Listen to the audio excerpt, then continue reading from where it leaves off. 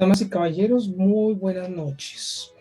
Hoy, 16 de noviembre del año 2021, en Noches de PH estamos supremamente contentos y hoy podemos decir que es una noche de gala.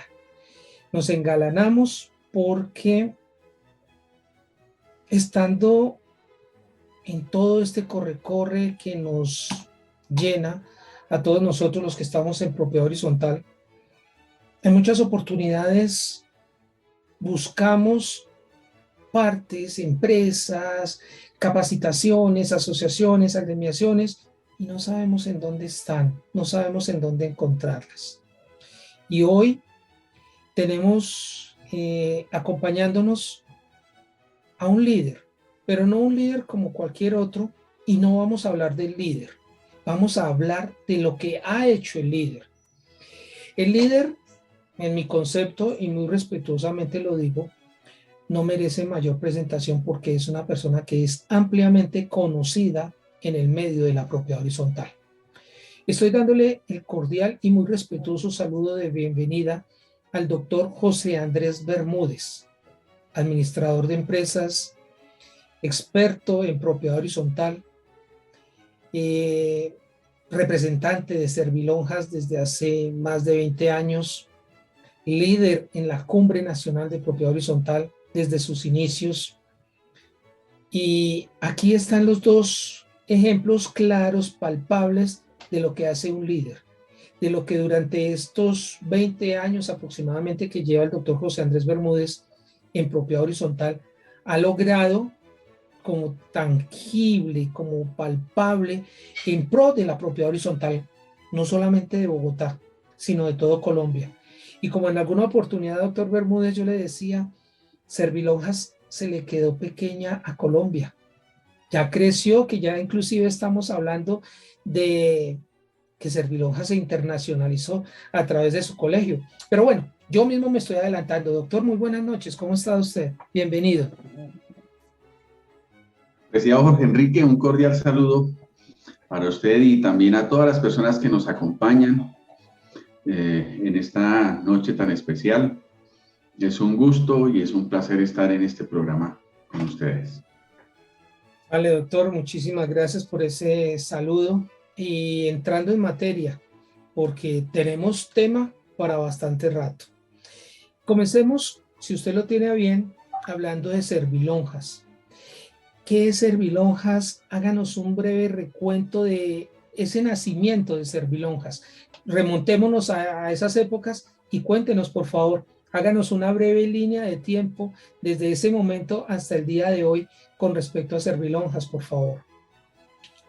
Bueno, Servilonjas nace en el 2001, nace con el nacimiento de la ley 675. En su momento trabajamos en propiedad horizontal desde 1996, realmente trabajamos con administraciones de conjuntos, edificios y también con asesorías en propiedad horizontal a nivel general.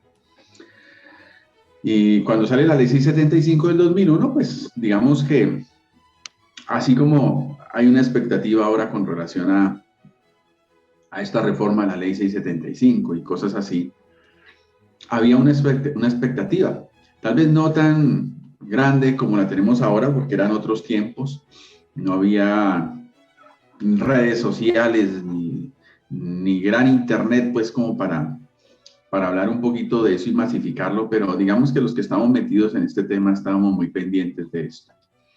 Cuando sale la ley 675 en 2001, pues digamos que desde los proyectos de ley ya estábamos estudiándolos, mirándolos, trabajándolos, y como empresa asesora en propiedad horizontal recibimos una invitación en la ciudad de Ibagué con una universidad para dictar un seminario sobre la nueva ley de propiedad horizontal, y nos fuimos hasta allá.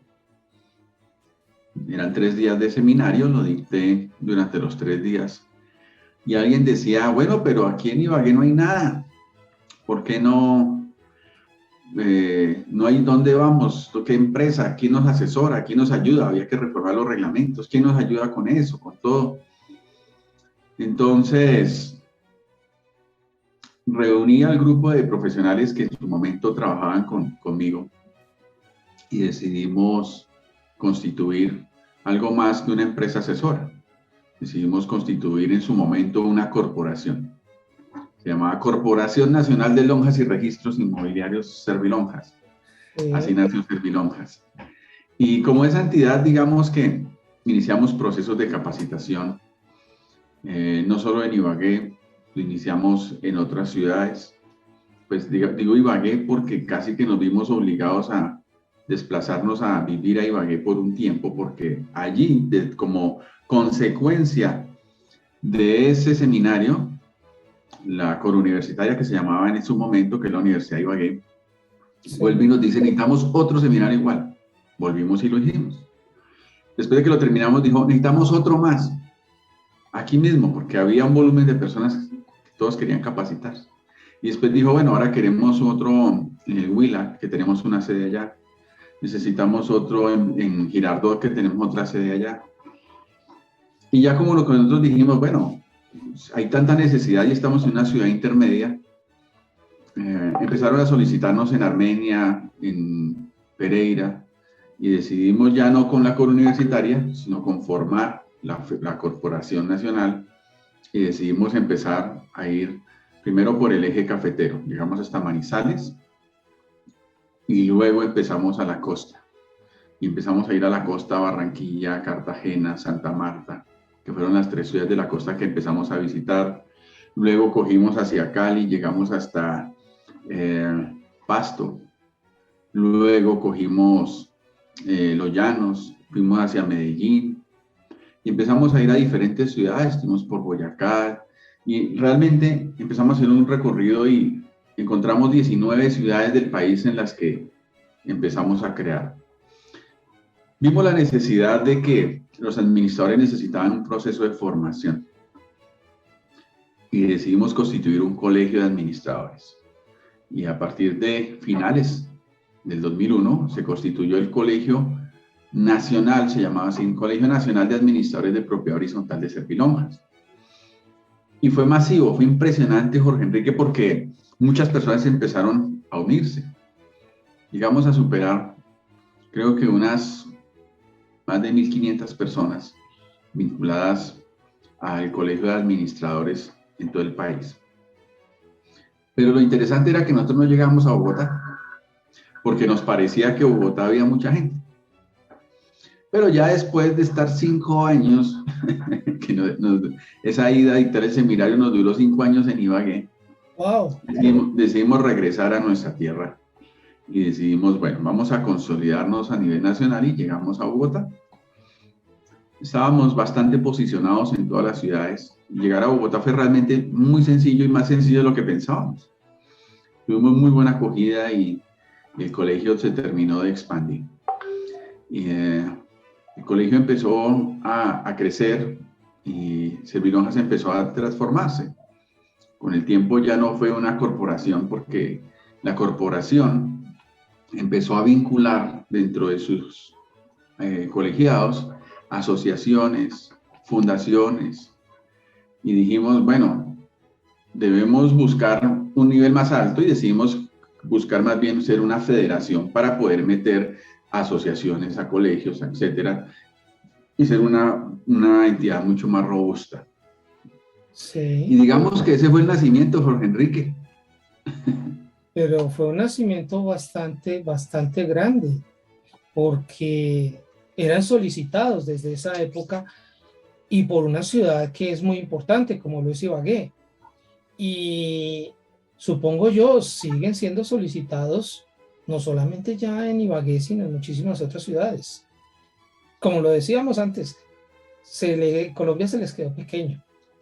¿Cómo ha sido ese crecimiento? ¿Ha sido fácil, suave? ¿Ha habido mucho inconveniente? Lo pregunto porque sé que manejar diferentes temperamentos, diferentes climas, ciudades, es algo complicado. Los desplazamientos, por ejemplo, son bastante embarazosos en muchas oportunidades, que el aeropuerto, que el taxi, que la flota. Cuéntenos cómo fue ese proceso, sobre todo en la parte humana. ¿Cómo fue tratar de conformar ese equipo de trabajo que tienen hoy en día? Bueno, inicialmente sí, fuertísimo, fuertísimo porque hoy en día usted simplemente hace un flyer, lo publica y se suma la gente. En ese tiempo no había esa alternativa.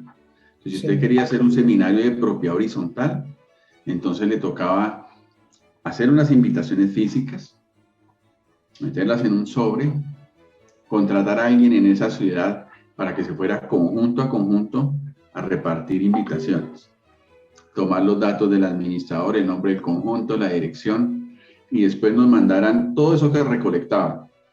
Y de toda esa recolección, más o menos el 50% de los datos que entregaban eran verdaderos, los demás eran falsos. Entonces, hacer un seminario en una ciudad era duro y había un trabajo dispendioso de ir, entregar uno a otro, a otro. A veces encontrábamos personas que nos repartían las invitaciones y las entregaban en restaurantes, las entregaban de a 4 o 5 en un solo sitio. Entonces, se desperdiciaba mucho trabajo, mucho esfuerzo. Pero independientemente de eso, empezamos a hacer una basecita de datos en cada una de las ciudades de las personas. Cuando íbamos a los sitios, las personas llegaban y nosotros compartíamos la información. Era un proceso bien complejo porque nosotros teníamos una rutina, para que tenga una idea, Jorge Enrique, de 19 ciudades en 3 meses. Eso nos gastábamos nosotros recorriendo el país, 3 meses. ¿Y por qué 3 meses? Porque más o menos consideramos que había que ir a la ciudad 4 veces al año. Y porque lo exigían, lo pedían. Y sacábamos un tema, pero este otro, bueno, nos toca en otra avenida hacerlo. Y fue un trabajo de años, del 2001, desde casi que sí, los finales del 2001, 2002, 2000, más o menos como hasta el 2012, donde estuvimos en rutinas, primero de trimestrales y luego bajamos un poquito a 2 veces por año. Por favor, es que llevaban una rutina bastante estresante, muy Muy fuerte, pesada, sí. muy fuerte de muchos viajes, y poco a poco la tecnología fue llegando. Bueno, y siendo un poquito comunicativos, cuéntenos por favor quiénes lo acompañaron en ese periplo, en esos viajes que se iniciaron en esa época, quiénes estaban con usted. Mi esposa, Es que ellas son incondicionales con uno, no mi pueden hacer esposa, falta. mi esposa siempre me acompañó a todas partes. Sí. Yo pienso que de otra manera se me hubiera acabado el matrimonio. Eso es normal en la propiedad horizontal hoy en día. Hubiera llegado de una correría de viajes y no hubiera encontrado a nadie en la casa. Ella fue una ayuda valiosa. Realmente ella hacía toda la parte operativa, de coordinación, de cuadrar un salón en un sitio y en otro. Imagínense, 19 ciudades en un país, era coordinar 19 salones en diferentes sitios, invitaciones, confirmaciones, patrocinadores, etcétera, para que cuando llegáramos encontráramos absolutamente todo en orden para poderlo hacer. Sí. Eso era difícil, fue duro, fue un trabajo que, si uno se pone a mirar en esa época, fue un trabajo a pulso, fuerte, duro, pero con una recompensa grandísima, y era el agradecimiento de las personas. Todo ese recorrido durante todos esos años, lo único que yo puedo decir es que el más beneficiado de todo eso fuimos nosotros, fui yo, porque cuando uno enseña, uno es el que más aprende. No, eso sí es cierto. Entonces, la experiencia de uno, lo otro, uno iba recogiendo casos y cosas. Antes del seminario, después del seminario, llegaban, le contaban a uno sus casos, sus problemas, y uno empieza a enriquecerse y a llenarse de mucha información totalmente enriquecedora, como el conocimiento que nos da. Cuando nosotros iniciamos, efectivamente teníamos un grupo de profesionales, pero nadie se le medía a eso, a salir, a viajar, a decir. porque aún eran diferentes áreas, sí, habían ayudas en la parte contable, ayudas en la parte legal, ayudas en la parte técnica, pero digamos que eso fue un trabajo directo, a pulso, a mano, hecho por mi esposa y por mí. Entonces, Servilonjas existe gracias a mi esposa, realmente. Solo no hubiese podido de ninguna manera. Yo tengo habilidades para hablar, para enseñar. Me toca sentarme a estudiar horas y horas y horas en un tema, desarrollarlo, a trabajarlo, ponerlo en práctica, ponerlo a prueba. Pero eso no es nada si no tiene alguien que haga toda una estructura, una logística para que todas las cosas funcionen. Muchas veces llegamos a las ciudades, muchas personas ni siquiera sabían que era mi esposa, ¿no? Pero ella siempre estaba muy ocupadita en todo su tema, en todo su trabajo, en todo su esfuerzo, y yo estaba muy concentrado en las capacitaciones, en las formaciones. Entonces, siempre fue un proceso fuerte. Todos esos contenidos, Jorge Enrique, que fuimos sacando, de cada tema, cada vez que íbamos, cada día, empezamos a generar el contenido para el Colegio de Administradores. Aunque eran dos cosas aparte. Inicialmente ser miembro del colegio era una cosa y formarse y capacitarse era otra cosa diferente. No estaban aliados o unificados como lo tenemos ahora. Simplemente las personas decían, yo hago parte, soy miembro colegiado y tengo derecho a consultas y asesorías en propiedad horizontal. Pero luego, es que de todas maneras era imposible, porque la tecnología no permitía. Y en ese ritmo de idas, claro, esos vinculados podían ir, muchas veces la mayoría de los casos no tenía costo para ellos, etcétera, pero siempre era dispendioso. Cuando empezamos a crecer, y ya como que el cuerpecito empieza a decirle a uno, bájele el volumen a los viajes, entonces llegó la tecnología de los CDs, entonces dijimos, bueno, sí. vamos a hacer los cursos en CDs. Empezamos a generar herramientas en CDs. Entonces, cuando íbamos a las ciudades, vendíamos los CDs y las personas tenían un poco más de posibilidad y más tema, más contenido a través de los benditos CDs. Y ustedes les daban la posibilidad de abrir unas bibliotecas o la CDTeca. Correcto. Generamos tres contenidos esenciales: biblioteca jurídica, biblioteca administrativa y biblioteca contable. Digamos que eran tres herramientas grandes, importantes. Generamos una base de datos que se llamaba el libro de registro de copropietarios, que era una base de datos sencilla hecha en Access, donde las personas podían meter ahí toda la información y les generaba su informe y todo eso. Todo eso eran herramientas sencillas, pero en ese momento era lo único que había. Usted actualmente dice, sí, yo me meto con la empresa tal que tiene un software para eso, o una aplicación para eso. No, en ese tiempo no existía nada de eso. Los administradores también poco manejaban de sistemas y todo eso. Poco a poco, cuando uno iba registrando administradores, uno decía, por ahí un 10% tienen correos electrónicos, después por ahí un 20, después un 30, después un 50, y luego llegamos al 100 y dijimos, uy, fabuloso, mandemos una invitación a los correos electrónicos, y nos evitábamos la distribución persona a persona. Entonces, bueno, eso ha sido un proceso. Cuando decidimos tomar todos esos contenidos y hacer el curso, lo hacíamos presencial en Bogotá y por CIDIS a nivel nacional. Muchas personas venían de otras ciudades, viajaban de muchos sitios, muchas personas. Hacíamos el programa en 3 días, porque eran solo 3 módulos. Y los hacíamos casi que era una maratón de información, porque sabíamos que las personas no tenían tanto tiempo. Y el que venía de afuera hacía un sacrificio enorme, pagaba 3 días de hotel, llegaban, se capacitaban y salían.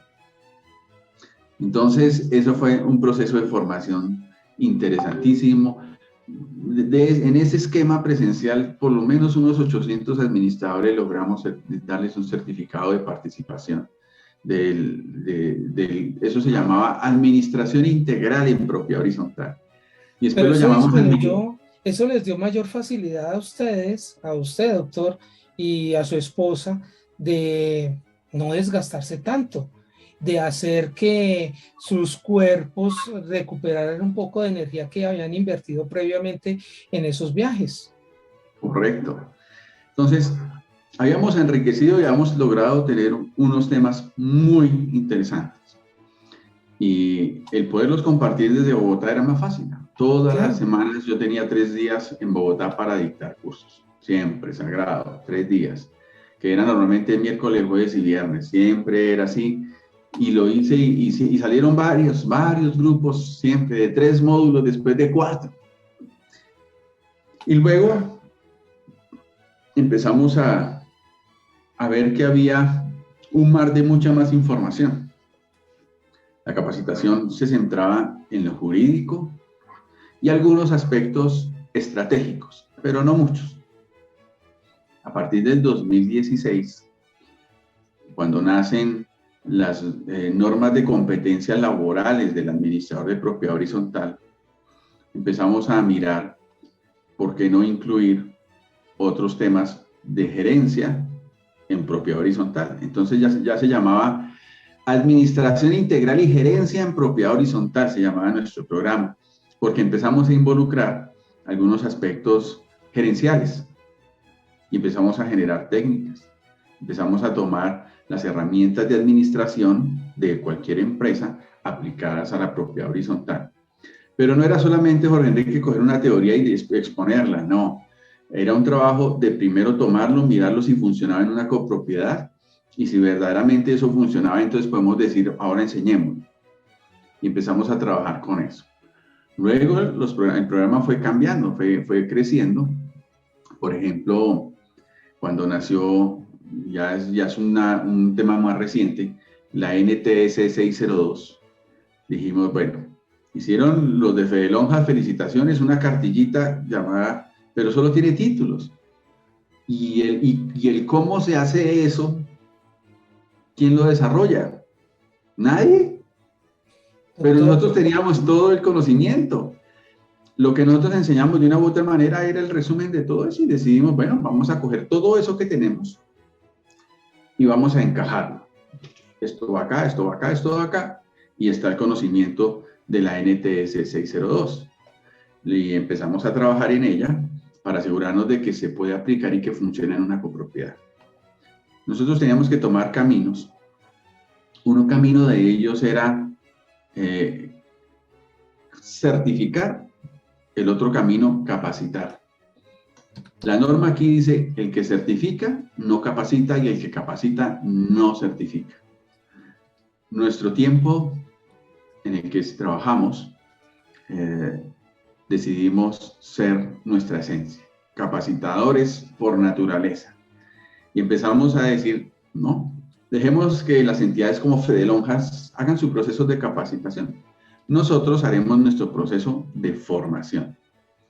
Luego sigue dando un poquito más auge y fuerza a las certificaciones, a las normas de competencia laboral, y decidimos generar diferentes módulos. Hoy en día, nuestro colegio tiene, en Colombia tiene 11 módulos de formación. Empezamos con 3, luego con 4, ya vamos por 11. Y tenemos un módulo solamente para normas de competencia laboral colombiana, norma de competencia laboral mexicana. Tenemos un solo módulo para NTS 602. Tenemos módulos para cada tema. NTS 605, que es la norma, el código de conducta del administrador. Tenemos un módulo exclusivamente para tecnologías, administración con medios tecnológicos. Y así sucesivamente tenemos módulos para cada tema que se va generando. Inclusive, en la medida en que la ley va generando cosas, por ejemplo, habeas data o protección de datos personales, generamos un módulo exclusivo para eso. No solo para que el administrador sepa, sino para que el administrador aprenda cómo hacerlo. Tenemos un módulo, por ejemplo, para el sistema de gestión, seguridad, salud en el trabajo. Además de que tenemos 6 horas de formación específica, tenemos enlace para que la persona reciba las 40 horas de capacitación que está certificada por el Ministerio del Trabajo. Entonces,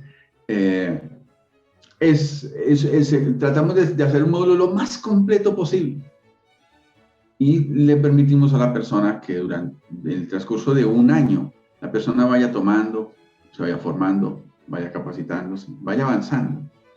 Decidimos pregrabar toda esa información que teníamos. Lo que hacíamos presencialmente, empezar a grabarlo. Y eso lo empezamos a hacer antes del COVID, Jorge Enrique, perdón, Tranquilo. Antes del COVID, sin saber siquiera que iba a venir ese COVID. Todo lo empezamos a subir en una plataforma, en un campus virtual. Y cuando lo subimos, empezamos a decir, bueno, integremos todo esto, ya tenemos la información, generemos ahora evaluación, talleres y complementémoslo con conversatorios presenciales semanales, o sea, virtuales semanales, solo para los miembros de nuestro colegio, con los profesores que vayan explicando, enseñando una cosa a la otra. Y pues nos quedó un programa muy completo. Empezamos a acudir ya a la parte académica, especialistas en el tema académico. Bueno, ¿qué es la enseñanza? ¿En qué consiste la enseñanza? No es solamente soltar información y botarla para que la gente escuche, sino cómo puedo generar un programa, una forma en que las personas se formen, aprendan, entiendan y se quede la información con ellos. Entonces, poco a poco nuestro programa ha sido manejado para que las personas, el conocimiento perdure en el tiempo con ellos. Ha sido un proceso. No es las personas lo toman. Hay algunos que son juiciosos y empiezan módulo a módulo a tomarlo, hacen todos sus talleres, hacen todo el trabajo juiciosito. Al finalizar el año, esos son los que graduamos, ¿sí? El resto, bueno, hay otros que dicen, no, dame otro año más, bueno, hágale otro año más y siga ahí en el proceso. Está bien, porque algunos tienen el tiempo, otros no tienen todo el tiempo. Hay algunos que solamente están en los conversatorios semanales, hay otros que solamente tienen tiempo para mirar una cosa a la otra. Pero en su posibilidad, en su tiempo y en su capacidad, cada quien va avanzando en el programa. Entonces ha sido un proceso muy bonito, Jorge Enrique, porque las personas que lo toman agradecen muchísimo la formación. No solamente ahora con el programa, sino antes de eso. Entonces, cuando llega la pandemia, pues nosotros estábamos listos para la pandemia sin quererlo, sin saberlo. A Dios gracias, teníamos algo que presentarles a los administradores y agradecieron muchísimo eso, porque era una herramienta y una alternativa que mientras estaban en casa podían seguir capacitándose y formándose sin tener que salir de su casa. Entonces fue maravilloso haber tenido esa herramienta vigente, lista, adecuada, y digamos que nuestra entidad en medio de la pandemia no sufrió para absolutamente nada. El colegio solo es una partecita de lo que Servilonjas es. Servilonjas es muchas otras cosas más, pero hablando del colegio, el colegio permitió que Servilonjas pudiese mantenerse por el término de la pandemia sin ningún tipo de dificultades ni aprietos, gracias al programa. Entonces, eso es como otro artículo interesante que ocurrió durante la pandemia. Entonces, en cierta forma, para Servilonjas, gracias COVID, porque permitió que Servilonjas creciera, y el crecimiento se debe en gran parte a un líder visionario y que supo trabajar y sobre todo delegar, que supo escuchar a sus colaboradores más cercanos. ¿Cómo fue ese proceso de estructuración a nivel nacional? Sé que, por ejemplo, para los desplazamientos que usted me comentaba anteriormente, Bogotá, Barranquilla, Pasto directo, y aprovecho para darle un saludo a Laura Victoria Rodríguez, que nos está acompañando desde esa bella ciudad de Barranquilla que me tiene enamorado. Y bueno, estar así, lo que usted estaba diciendo anteriormente, su relación se hubiera terminado en casa. Usted tuvo que estructurarse a través de las regionales de Servilonjas. ¿Cómo hizo usted para ir seleccionando esos líderes que hoy en día, unos más, otros menos, están ejerciendo la representación de Servilonjas en cada territorio? Esto ha sido un proceso de selección de años, Jorge Enrique. Desde el 2001 corriendo para un lado, para el otro. Por aquí veo a Adriana Gutiérrez, un abrazo especial, a Es Alma muy especial. también.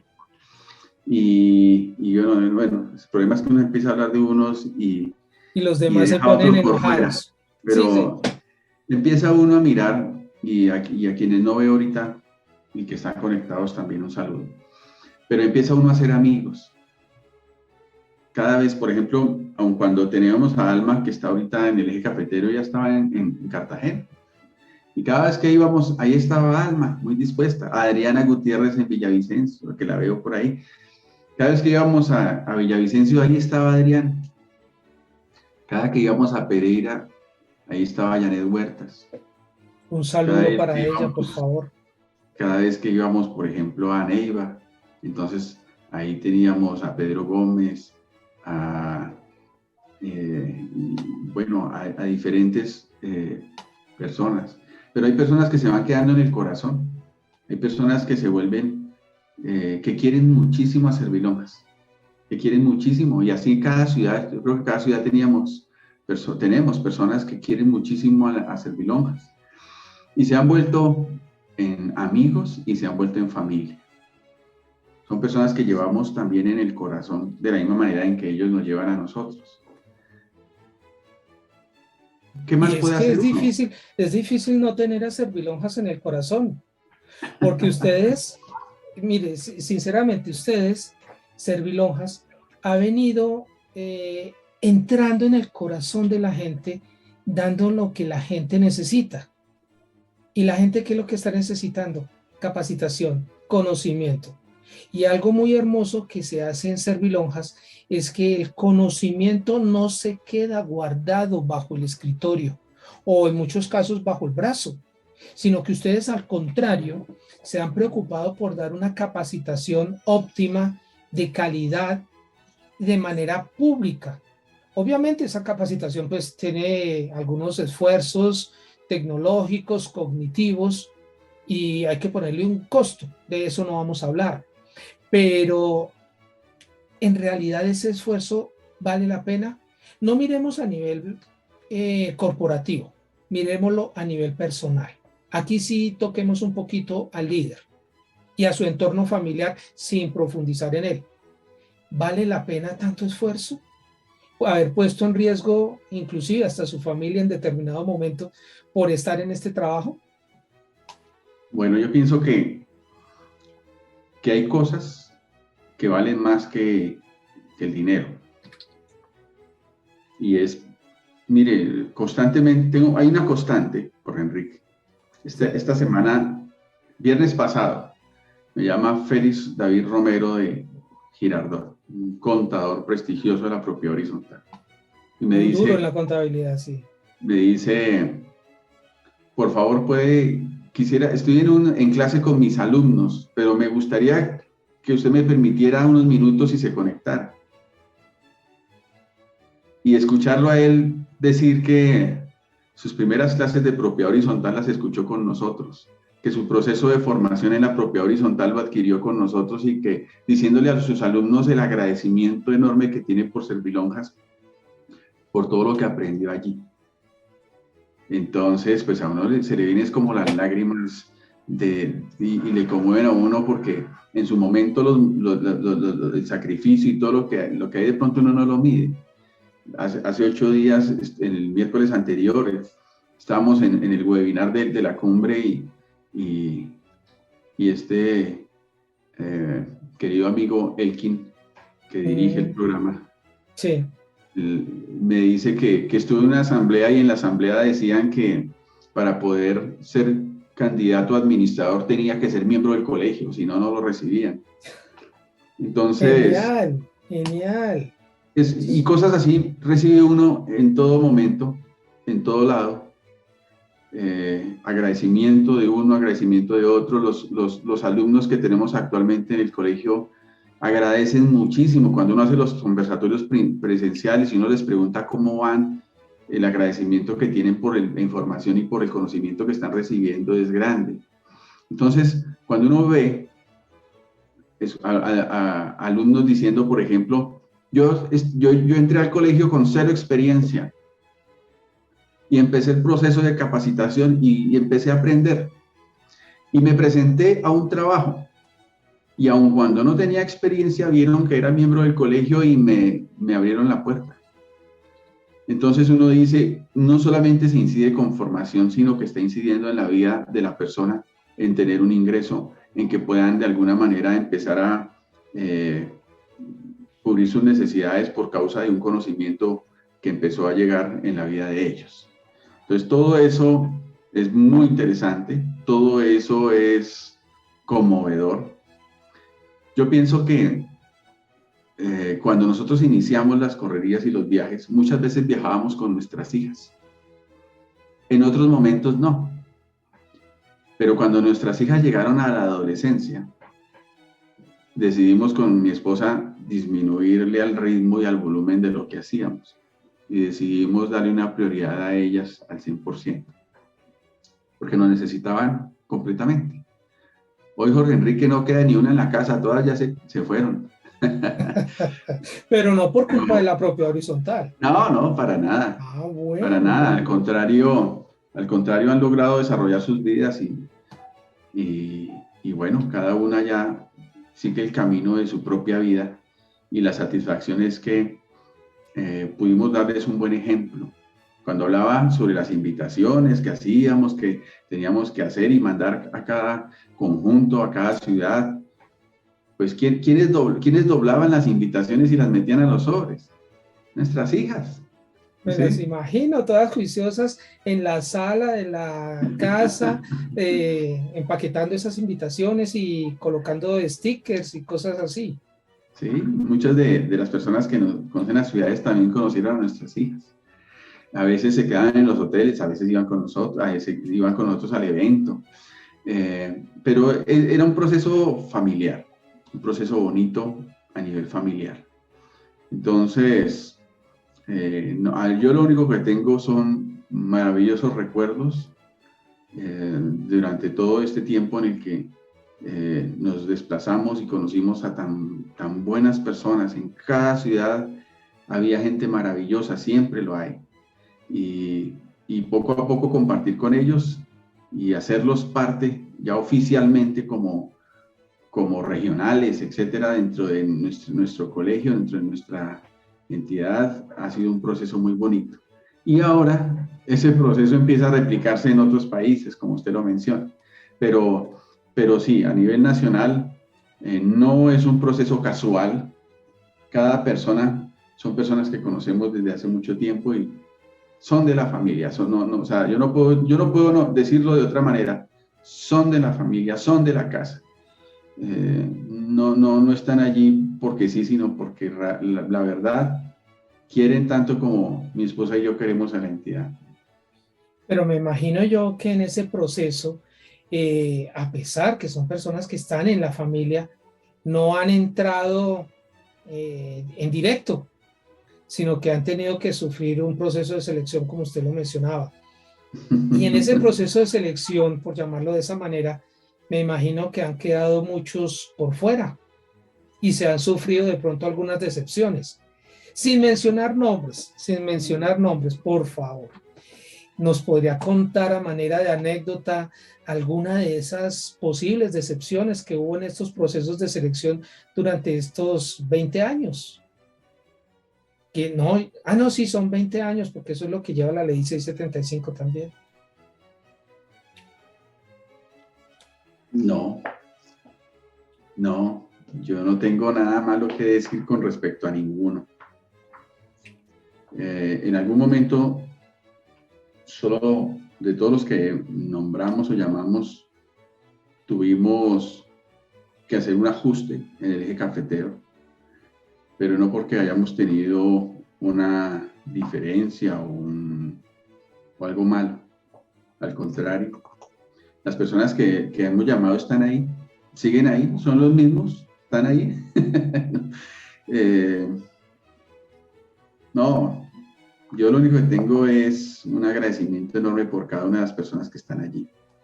No, obviamente, en todo este desarrollo. Usted sabe que no solamente trabajamos con administradores, también trabajamos con copropiedades, en la elaboración de reglamentos de propiedad horizontal, en los procesos de residuos de zonas comunes.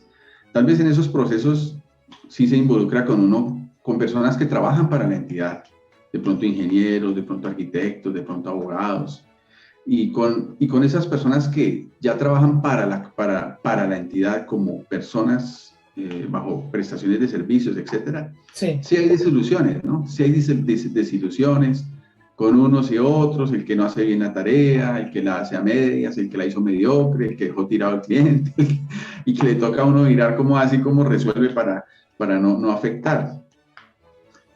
Eso es bastante complicado. Eso es bastante complicado. Reparar el daño que ha hecho un tercero es como complicado, y más cuando está el goodwill de la empresa de por medio. Afortunadamente en esos procesos siempre tenemos un sistema de seguimiento y logramos, digamos que, identificar una situación y resolverla en el camino. Hace como 15 días estaba acompañando un proceso de zonas comunes y nos preguntaban, durante esos 20 años, ¿cuántas veces los han demandado a ustedes? Y yo no había pensado en eso. Le dije, jamás, nunca, nadie nos ha demandado de nada. Y doy gracias a eso, ¿no? Porque eso también nos ha generado un proceso sólido. Y ese proceso de filtro natural de los mismos profesionales, hoy tenemos unos profesionales que trabajan con nosotros desde hace muchos años. En el recibo, ingenieros civiles, ingenieros mecánicos, hidráulicos, arquitectos, abogados, que ya son de nuestra total confianza, y digamos que ese filtro y esa depuración de a veces haber tenido personas que no hicieron bien la tarea, pues de una manera u otra, ese filtro ha depurado eso. Y hoy tenemos unos profesionales magníficos, muy calificados para atender las necesidades de los edificios y los conjuntos. Entonces, eso ha sido así. Bastante trasnocho, bastante sacrificio, de pronto también bastantes alimentaciones diferentes por las regiones, y también en algunas oportunidades por la calidad, porque no siempre se reciben de buena manera las comidas en restaurantes, por ejemplo. Hay veces que están mal preparados, hay veces que no, eso es normal. ¿Problemas de salud a raíz de esos cambios continuos durante estos 20 años? Sí, bastantes. Y desórdenes alimenticios. Cuando yo entré a trabajar, cuando inició Servilonjas, sí. Si le digo, yo pesaría por ahí unos 70 kilos y llegué casi a los 107 kilos hasta antes de la pandemia. Y bueno, la pandemia misma me hizo obligar a generar una dieta que me hizo bajar 15. Pero sí, es cierto, no solamente por los viajes, súmele a eso asambleas que a veces pueden terminar a medianoche, 1, 2 de la mañana. Muchas veces me invitan a asambleas a cualquier parte del país, entonces vaya, tiquetes, estadía, vaya y no importa la hora. Entonces, eso descompensa el cuerpo muchísimo. A mí me fascina a donde voy, como lo que hay en ese sitio, lo que cocinan, lo que preparan en ese sitio, me gusta probarlos, saber. Cuando estuvimos en Pasto, bueno, vamos a probar el cuy, el tan temido cuy, pero dije, bueno, pero yo no puedo llegar a Pasto y no probarlo, entonces hay que hacerlo. Mi esposa es menos valiente con ese tipo de cosas, pero bueno, ha sido siempre una experiencia bonita. Siempre también hay una disposición de muchos administradores que a veces le generan invitaciones a uno. Y bueno, ha sido siempre algo bien bonito conocerlas. Conocer no solamente la gastronomía, sino la cultura. No sé si les comentaba, pero la primera vez que nosotros fuimos a Bucaramanga a dictar un seminario, eso fue en el 2002. Yo decía, pero ¿por qué esta gente está brava? yo hablaba y ellos cuando hacían preguntas, hacían y hablaban y yo ya empecé también como a la defensiva, hasta que alguien se acercó y me dijo, tranquilo, es que aquí hablamos así, pero no estamos bravos. Yo, tienen razón.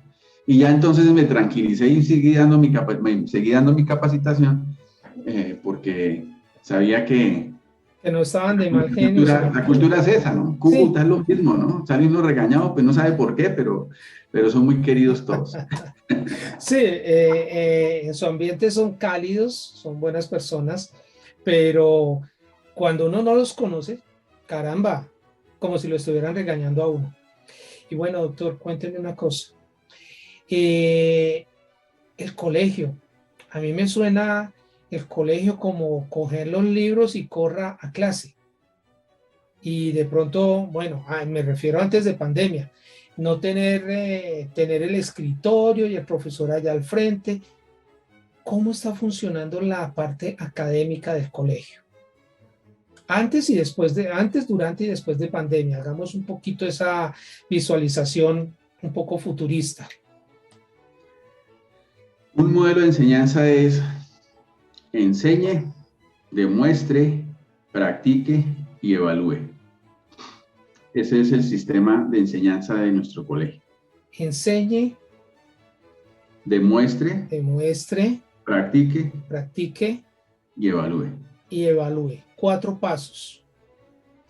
Cuando hablamos del modelo de enseñanza, hay que tener en cuenta que cuando la persona escucha, está solamente recogiendo de un 5 a un 10% de la información, no recibe más. Cuando ve y escucha al mismo tiempo, puede estar quedándosele por ahí un 20 a un 30%. Ahora, cuando ve, escucha y practica, Sí.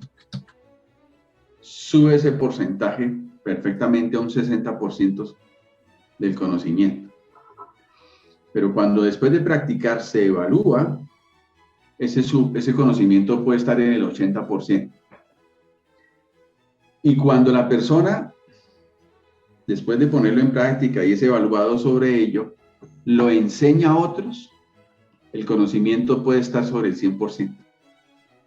La persona empieza a ser hábil, empieza a ser un maestro en lo que hace.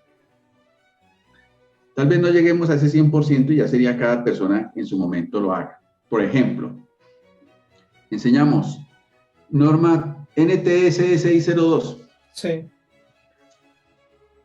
Le explicamos el modelo. Ahora hágalo usted. Haga un diagnóstico, por ejemplo.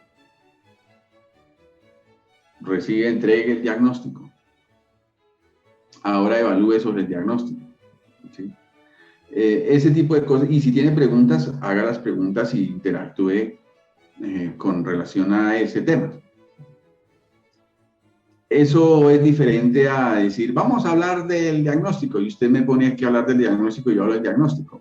Sí, algo se queda, pero el hacer el ejercicio, el coger y abrir la matriz DOFA, el empezar a hacer el proceso cosa a cosa y empezar a mirar cómo se relaciona la matriz uno con otro y cómo empiezo a generar una metodología y una estrategia, es otra cosa. Casi todos los que yo hablo saben qué es la matriz 2. Sí. Pero cuando yo les digo, ¿usted la ha aplicado? ¿Sabe cómo aplicarla? Hasta ahí llega, ¿no? No, pues la verdad, yo sí la he escuchado, pero no. ¿Sí? Entonces, cada herramienta, cada cosa, nuestro colegio tiene una cantidad de herramientas. Por ejemplo, muchos documentos como formularios o modelos, formatos adaptables. Sí. Entonces, modelo para una cosa, modelo para otra, modelo para otra. Usted lo descarga, usted puede empezar a usarlos. Entonces, que usted descargará todos los modelos, por ejemplo, de NTS 602, y usted los emplea y los usa, y se toma la molestia de trabajarlos, entonces es mucho más fácil decir que usted aplica la NTS 602. Pero solo escucharla no funciona. Entonces, el modelo de aprendizaje está enfocado a la parte jurídica, sí, o la parte normativa, y la parte normativa jurídico, administrativo, contable, lo que sea, la parte normativa, pero también a la parte técnica, y es la estrategia de cómo se hace, es el saber hacer, combinado con la parte humana, porque una cosa es administrar bienes o servicios, y otra cosa son las personas. Cuando nosotros entendemos que la satisfacción del cliente es una cosa y otra cosa es administrar porque usted cree que es bueno, es otro asunto diferente. Entonces, a lo que vamos es a eso.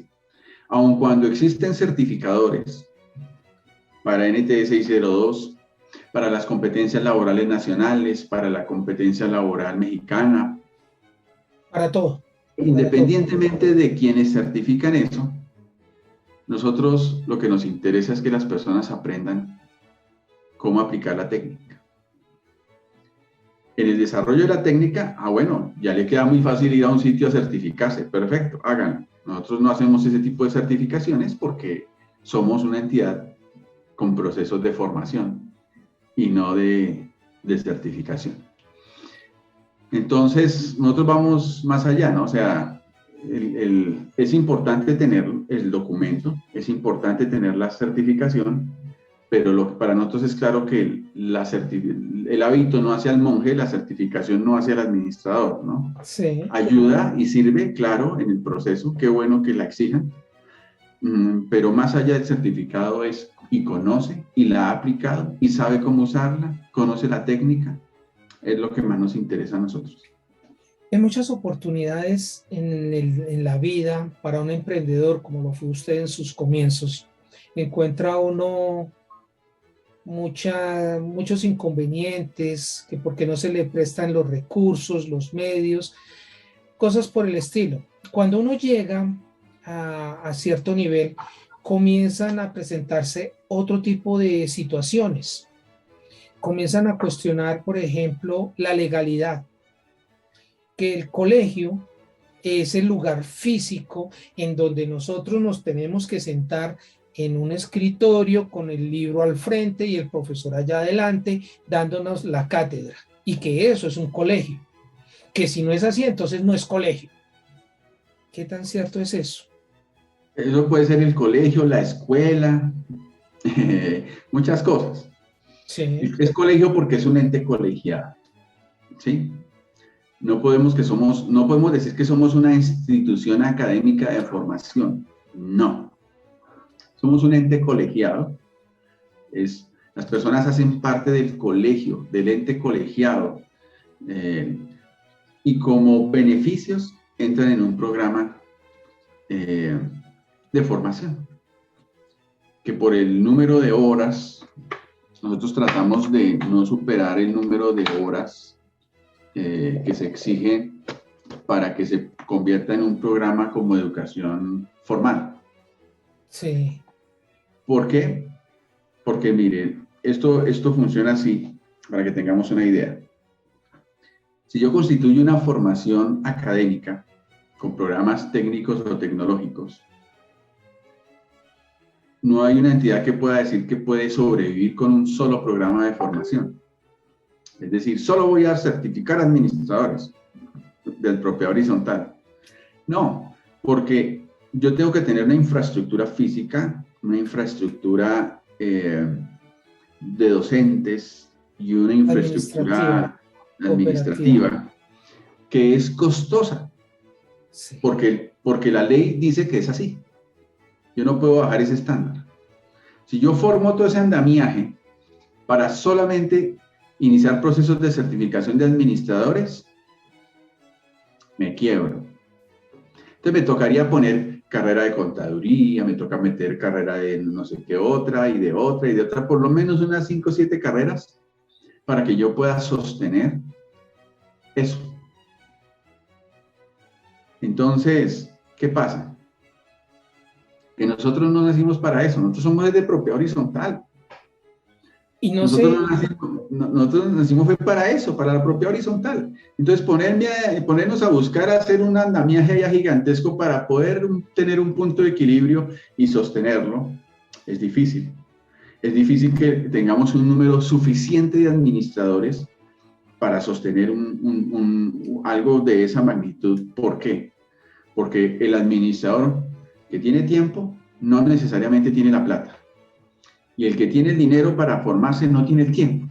Exacto. ¿Por qué? Porque está trabajando. Entonces, antes de que, inclusive por la pandemia, que se abrió la posibilidad de la capacitación y la formación virtual, pues nosotros ya lo estábamos trabajando.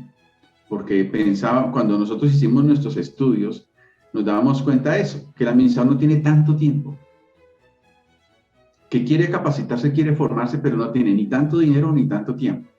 Entonces, poco a poco fuimos generando un esquema de formación para que el administrador lo pueda lograr. Entonces, algunos dicen, no, es que esa capacitación, eso sale carísimo, pero divida eso en 12 meses. ¿Cuánto representa? Eso no es nada. Pero sí puede iniciar un buen proceso serio, conciso, coherente de formación y no a pedacitos o a retacitos. Y que si no estoy mal, doctor, usted por favor me corregirá. Este proceso, primero, es de una calidad muy alta, un nivel muy alto en cuanto a su calidad, en cuanto a la calidad de los profesionales.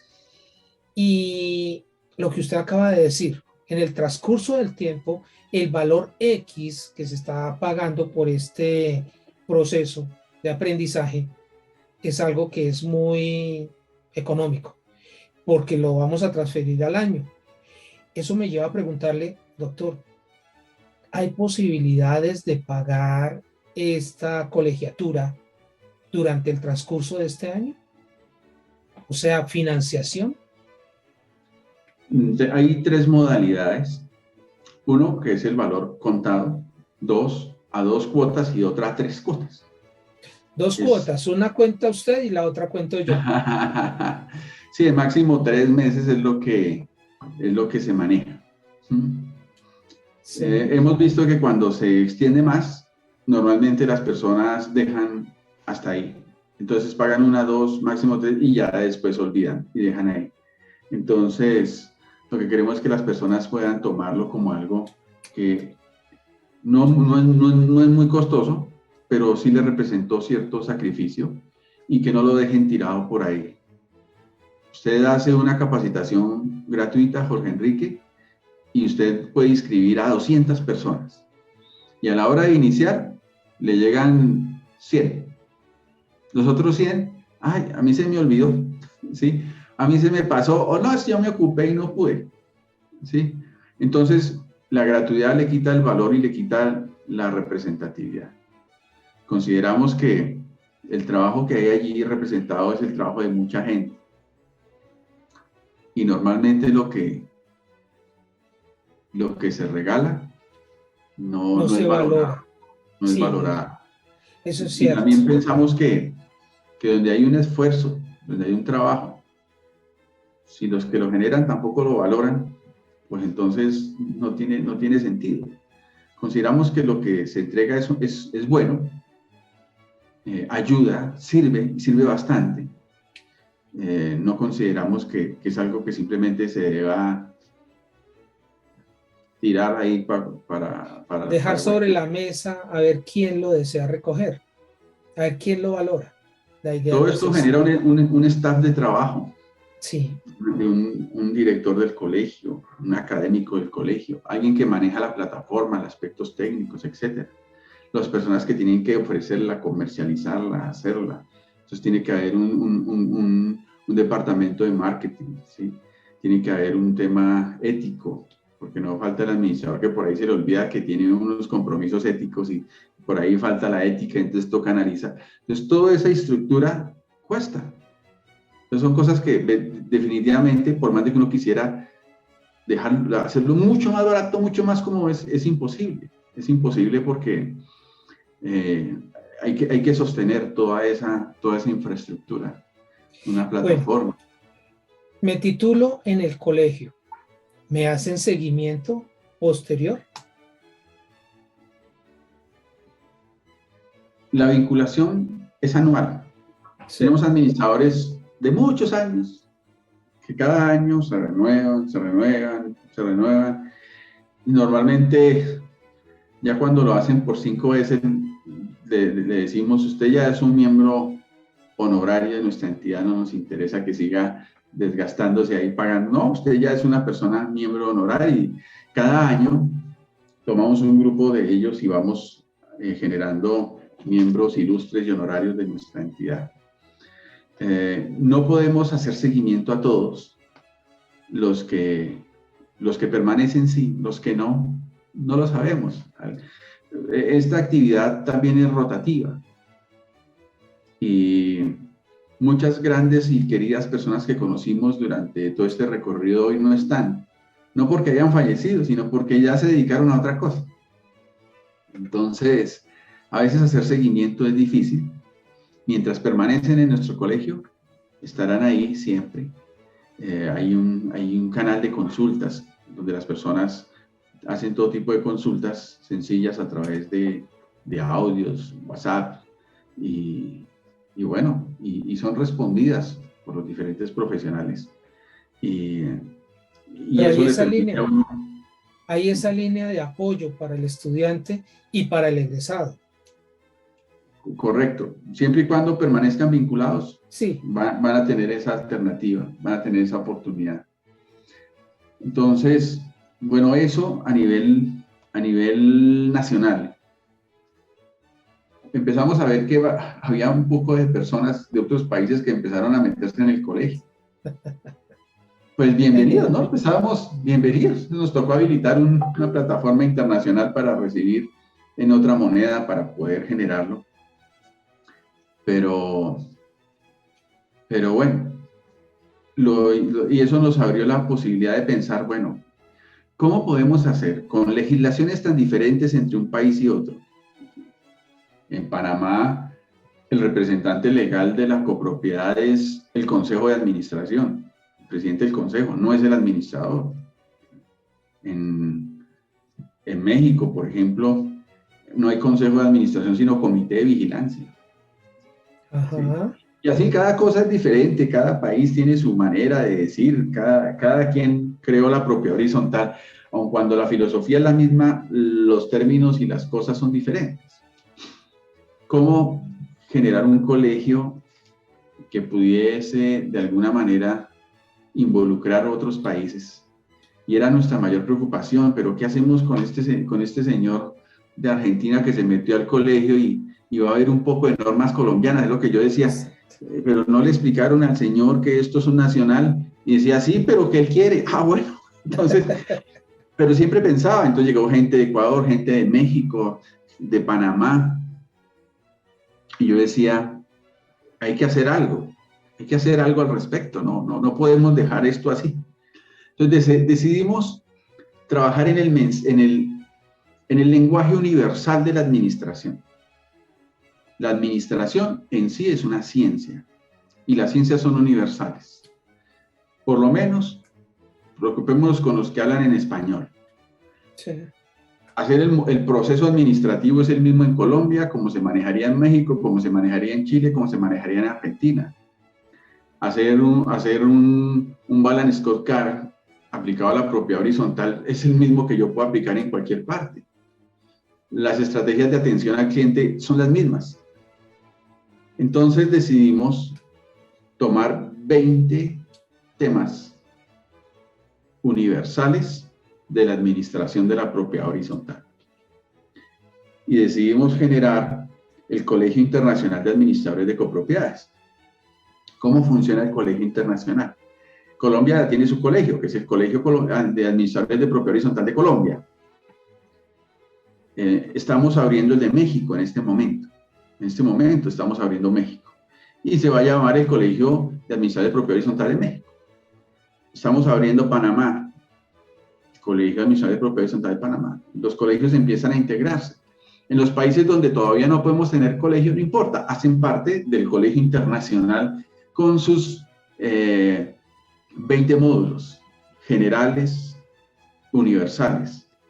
Pero en México, por ejemplo, además de los 20 módulos internacionales, estamos trabajando en este momento en un módulo jurídico y en otro módulo contable. De México, para integrarlos a los 20 módulos, son 22 módulos que van a poder usar en México. En Panamá generaremos 2 módulos para Panamá para que sean 22 módulos. Entonces, la base siempre serán los 20, más la parte jurídica y contable para complementar cada uno. Entonces, digamos que ya precisamente el próximo año vamos a tener un congreso grandísimo en México para hacer el lanzamiento oficial del Colegio Nacional, del Colegio de Administradores de Propiedad Horizontal de México. Y va a ser un acontecimiento bien bonito, bien grande, y bueno. Y me imagino que será exclusivamente para México. Nosotros los colombianos no tendremos acceso. A no ser que quiera ir allá, adelante, bienvenido. No podemos garantizar el pasaje, pero el que quiera llegar allá de acá será siempre bienvenido, claro que sí. Bueno. Pero sí, es hecho específicamente para las necesidades de México. México también tiene su sistema de certificación. Conocemos perfectamente la norma de certificación mexicana porque nosotros la involucramos dentro de nuestro proceso colombiano de certificación, entonces fue muy sencillo lograrlo.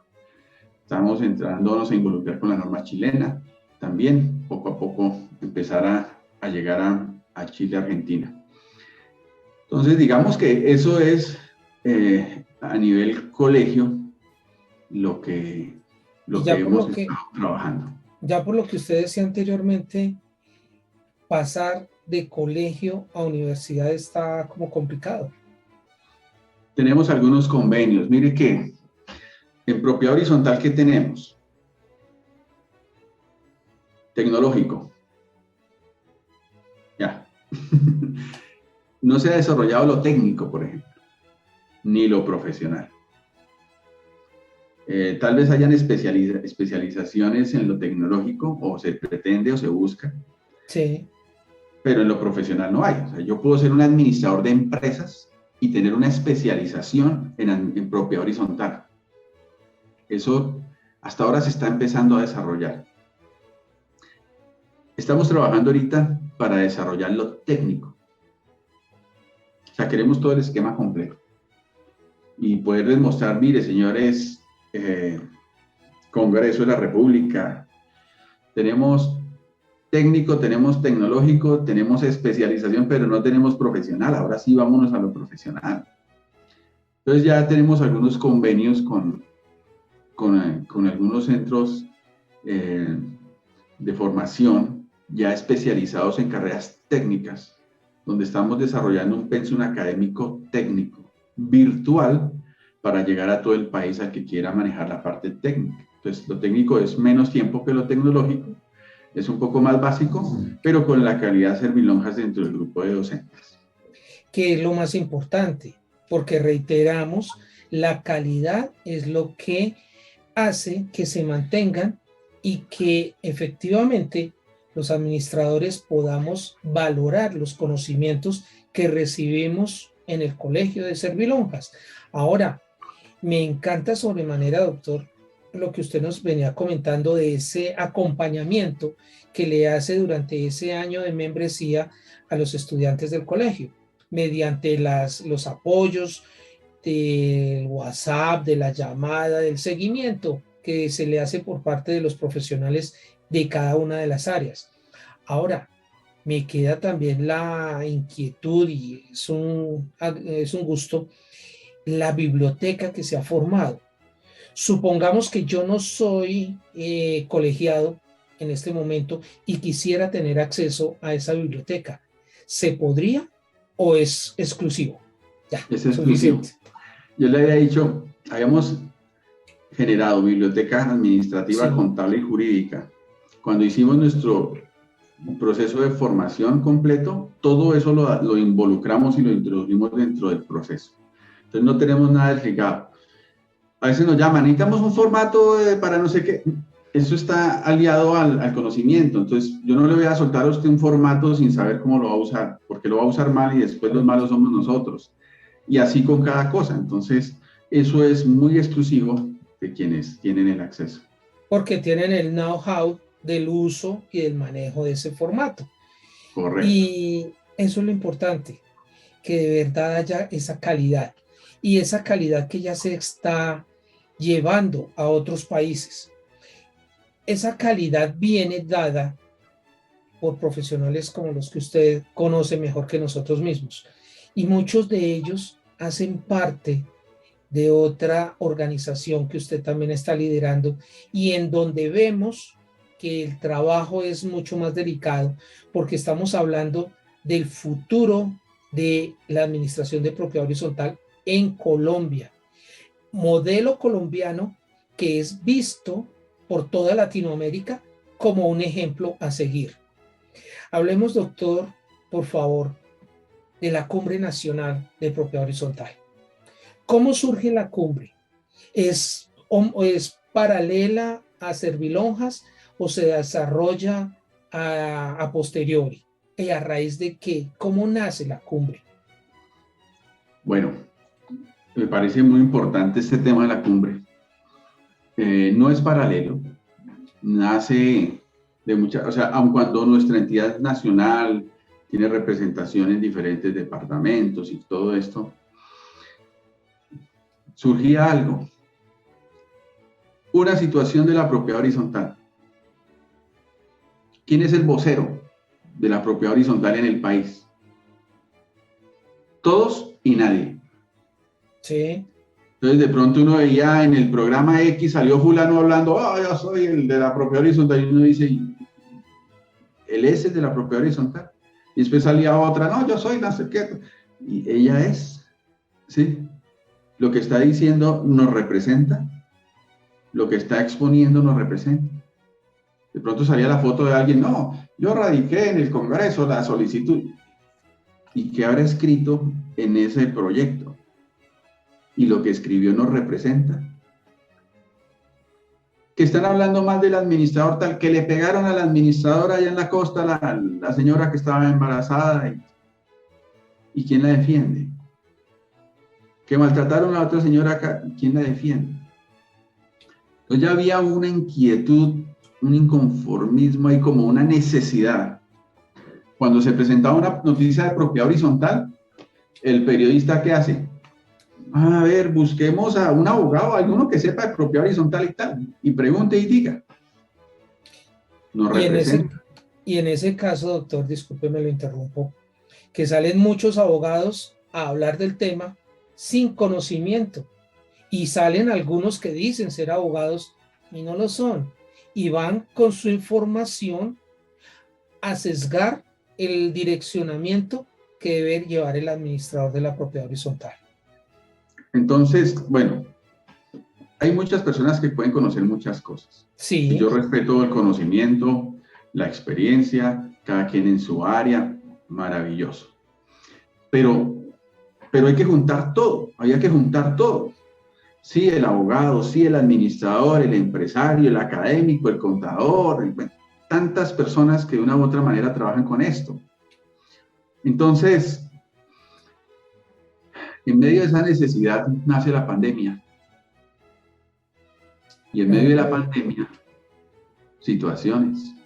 Y empiezan a decir, bueno, pero ¿qué con la propiedad horizontal? Los decretos que estaban saliendo eran muy generales.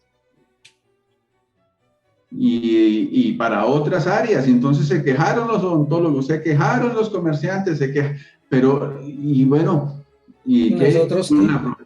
Sí, ¿nosotros qué? Entonces yo sí decidimos, otra vez junto con mi esposa, empezar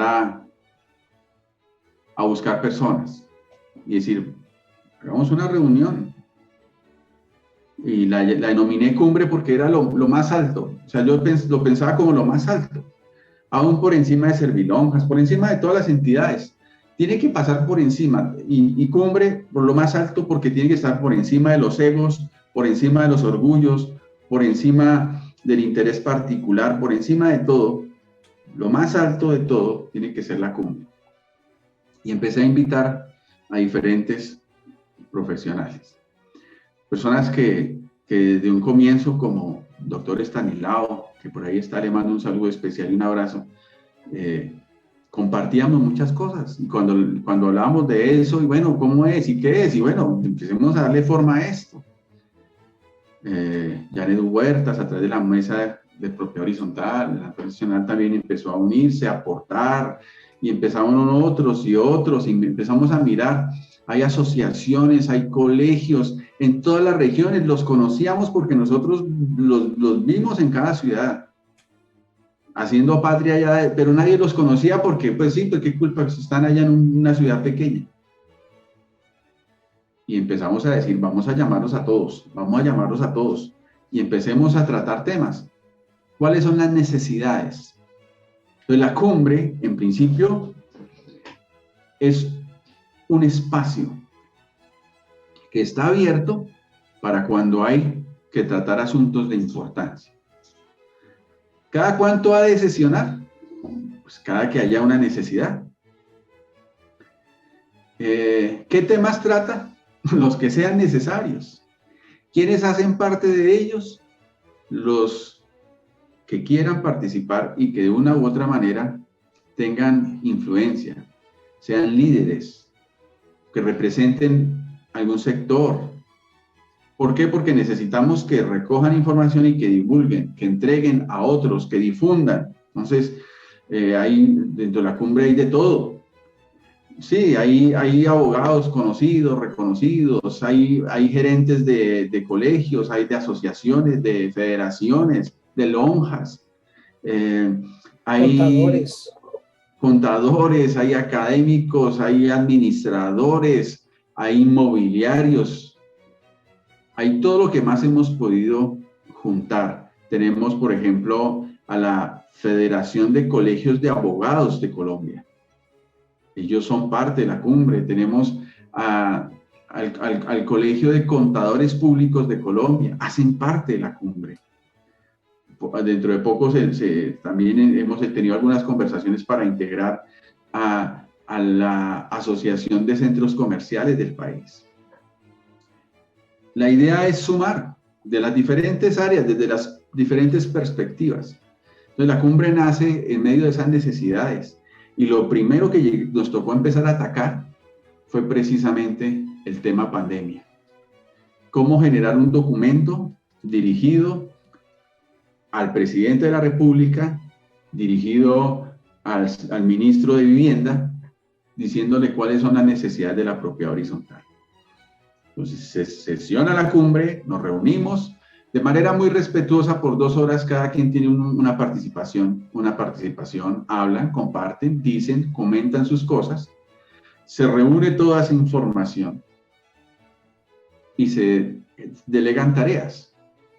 Entonces se conformaron diferentes comités y los comités están integrados por las personas que hacen parte de la cumbre. Entonces si hay un comité jurídico, pues vayan los abogados y confórmense allá. Que hay un comité académico, ¿dónde están los académicos? Reúnanse allá. Que hay otro contable, bueno, vaya allá. Que hay un tribunal de ética, bueno, cada quien en su área, trabájelo. Se nombran unas cabezas y eso. Entonces, cuando la cumbre se reúne y considera que hay que hacer cosas, hay que hacer tareas, dependiendo de la tarea, un comité o 2 comités o 3 comités, dependiendo de la tarea, asumen responsabilidades. Entonces, cosas bonitas que han pasado con la cumbre. En la pandemia, haber entregado esos documentos y haber visto luego las respuestas a través de los mismos decretos reglamentarios, donde empezaron a tener en cuenta cosas. Eso es gratificante porque empezó a dar solución a cosas que no tenían salida. La gente no sabía si hacer asamblea o no, la gente no sabía si cobrar administración o no, no sabían si se podía usar el fondo de imprevistos o no, si se podía hacer algo mixto, si se podía hacer algo virtual. Bueno, todo ese tipo de cosas se aclaró y poco a poco fuimos encontrando caminos. Entonces, ese ejercicio nos llevó a muchas cosas. Pudimos reunirnos, por ejemplo, para atender o a mirar cuando el huracán en San Andrés, mirar cuáles eran las necesidades de los administradores allá, algunas otras necesidades que pasaron en otras regiones, en Santander, unas inundaciones, etcétera. Bueno, hubo varios casos cuando golpearon a la administradora aquí en Colombia, aquí en Bogotá, que la maltrataron, poder generar un documento abierto, claro, de rechazo, firmado por todas las organizaciones, diciendo que no estamos de acuerdo, no lo aceptamos, no lo compartimos. En Barranquilla, no sé si recuerdan, una señora que se quejó en plena pandemia, alguien está haciendo una fiesta y llevó mariachis y todo, y salió el tipo y le pegó a la señora, le pegó a la señora del aseo y todo eso. Tener la oportunidad de que haya una voz que le dijera a los periódicos como El Heraldo y todos los que empezaron a hablar más de la administradora diciendo que a la administradora había que castigarla, desmentir eso y decir, no, eso no funciona así. La administradora hizo un proceso, acudió a la policía antes de ese tipo de problemas y la policía no le quiso apoyar. Cuando ocurre esto, entonces ahora sí el administrador debe pagar. No, se pudo generar documentos a través de, por ejemplo, de entidades que hacen parte de la misma cumbre como el GAT, que pudieron también generar documentos con el mismo alcalde. Bueno, muchas cosas que se van generando. Pero el estar organizados nos permitió estar muy preparados para cuando salieron con el esperpento legal del proyecto de reforma, derogatoria a la ley 675 del 2001. Cuando nos damos cuenta es que lo van publicando y sale el personaje y soy yo el que estoy generando el documento y tal. ¿Y cómo así? ¿Qué pasó? ¿Quién hizo esto? ¿De dónde salió esto? ¿Cuándo lo consultaron? ¿Cuándo lo comentaron? Y lo decían orgullosos. Gracias a que teníamos la cumbre, invitamos a estos señores de la Cámara, háblenos qué es, en qué consiste y cómo es la cosa, y pudimos manifestarle, no lo compartimos, no estamos de acuerdo, no lo queremos. No queremos que nos deroguen la ley 75. ¿A quién se le ocurrió esa genialidad? A alguien que no era administrador de propiedad horizontal. Se lo aseguro. Ahora, ¿qué se vieron obligados a hacer? No, pues mire, abramos un espacio y cuéntenos entonces cuáles son las necesidades y pásennoslas y escríbanlas.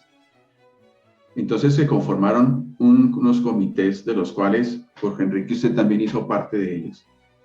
Gracias. Y varios de los que están acá. Abierto. Lo hicimos tan abierto que inclusive hasta lo transmitíamos vía YouTube. Hicimos 9 sesiones analizando artículo por artículo el bendito borrador, tratando de encontrarle entre muchos dónde estaban los errores, dónde estaban los vicios, dónde estaban los micos. Orangutanes. Que eran de verdad gorilas completos y que siguen algunos. Bueno, pero por lo menos empezamos un proceso donde ya, cuando ven un documento con más de 40 firmas diciendo no estamos de acuerdo y queremos que esto cambie, se ven obligados a prestar atención, porque eran representantes de todas las regiones del país, de todo tipo de asociaciones, colegios, agremiaciones. Servilonjas es una más de ellas. ¿Y qué dijeron después? No, ya no vamos a derogarla, vamos a reformarla y adicionarla. Entonces, cada vez que salía un borrador, vuelva y revise, vuelva y ajuste, vuelva y cambie, vuelva y cosa, y porque le quitaban cosas. Yo sí reconozco que dentro de los equipos de UTL de la Cámara, fueron receptivos con nosotros en muchas cosas, porque empezaron a corregir y a corregir y a corregir y a corregir. Lo triste es que cuando terminaba una aprobación en una plenaria, inmediatamente habían otras cosas que le metían de más. Empezaba uno otra vez, bueno, esto lo corrigieron, pero ahora le están metiendo este otro mico. Ahora la embarraron con esta otra cosa. Y vuelva y corrija, vuelva y corrija, vuelva y entrégueles, y ellos vuelven y ajustan, vuelven y toman. Muchas veces nos llamaban, nos consultaban por cosas, nosotros dábamos nuestras apreciaciones y iba generando, hasta que sale el documento de Cámara. Mucho mejor que el primer documento, sin duda. Lógico. Pero todavía con deficiencias, y deficiencias fuertes, profundas, que en mi juicio agresivas contra el administrador de la propiedad horizontal. Ese régimen sancionatorio y, bueno, muchas cosas más. El proyecto se va a Senado. Doctor Germán Barón Cotrino, la persona que le fue delegado el proyecto como ponente. Y empezamos a mirar, bueno, y ahora ya los amigos que logramos hacer, entre comillas, amigos entre comillas, de las UTLs, por lo menos ya se logró hacer equipo de trabajo con uno, con otro, ya no. Ahora vamos a un campo totalmente desconocido, con otros profesionales, con otros senadores ya desconocidos, y empecemos a iniciar el proceso. Al principio no fue fácil, Jorge Enrique, y costó mucho trabajo llegar ahí. Finalmente logramos ser atendidos directamente por Germán Barón. ¿Cómo fue? A través inicialmente de la ayuda de otro senador, que fue a través específicamente de Horacio Serpa, hijo. Ellos nos tomaron el documento y nos explicaron cómo era la técnica de presentación del documento. Entonces generamos como un borrador, después no, cámbielo otra vez, quítele esto, y generamos un documento que es el que se firmó y se entregó como el documento que se empezó a presentar. Ese documento que se les presentó, simplemente lo radicamos.